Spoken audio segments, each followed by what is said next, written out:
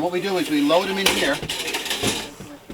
We load them into this chute right here, and this whole thing goes down about a foot, sticks out the bottom of the plane, and we shoot these things out in the water in a pattern, miles apart.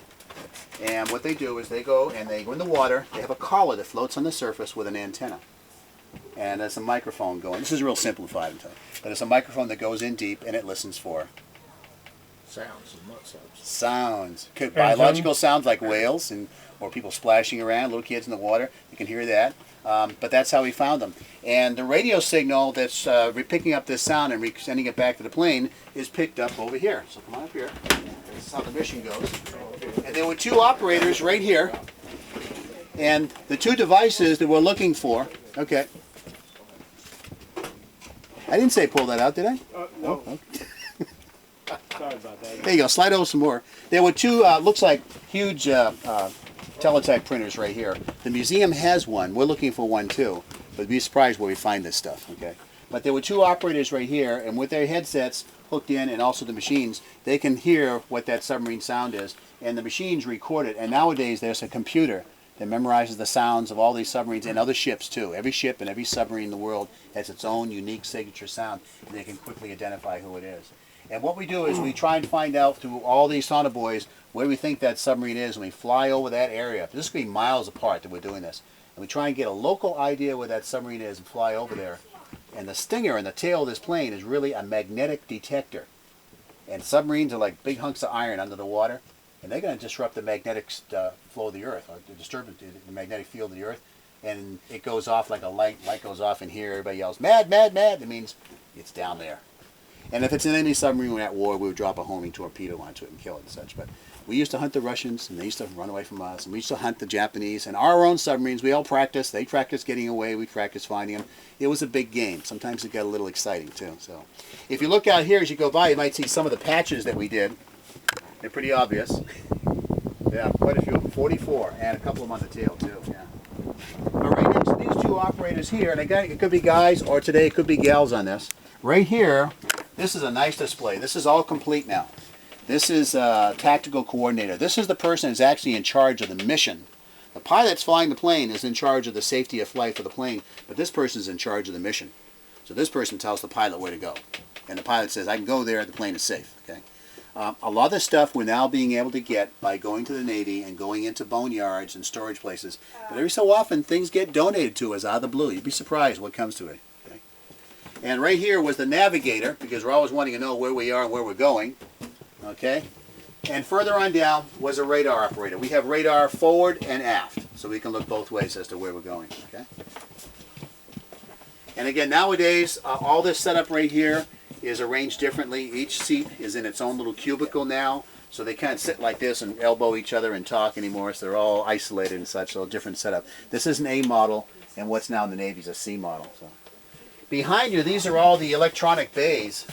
This is where all the equipment was, and it makes it real easy to open the door and pull it out, disconnect it, cannon plugs.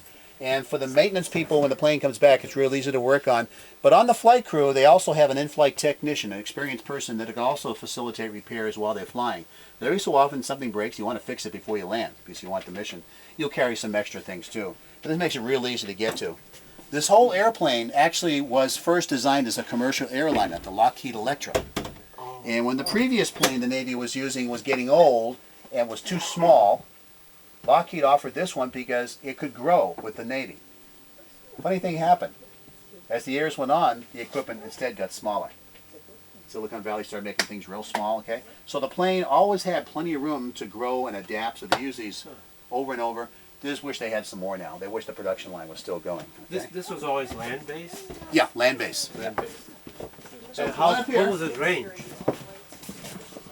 What's the range? 11, 12, 13 hours, depending how many engines you shut down. Okay. It can vary, yeah. They come all the way forward here. There's a special door here I want to show you. Yeah, that's pretty good. Yeah, he wants a picture. Yeah, come on, all the way up. There you go. Come on, all the way up. Yeah. Okay. We back up a little bit. Right behind you is where the radio operator sat. And over here, this was the forward observer. This is where I sat as the second mechanic. And I would be the backup to the flight engineer who had his seat right there. That's a hard seat to get. The Navy won't let us take any more parts from the planes we were working on from this area. So we just have to wait for a while. We'll get some. But there's something back here I'm sure you, some of you really want to see. There we go, excuse me. This is the $600 toilet. Remember that? There you go. There you go. It won't bite you. $600 toilet. Oh my gosh. Here. Magnificent. Because that little scandal, somebody saw the price of this thing on a McDonald's pricing list and it was $600 for this toilet.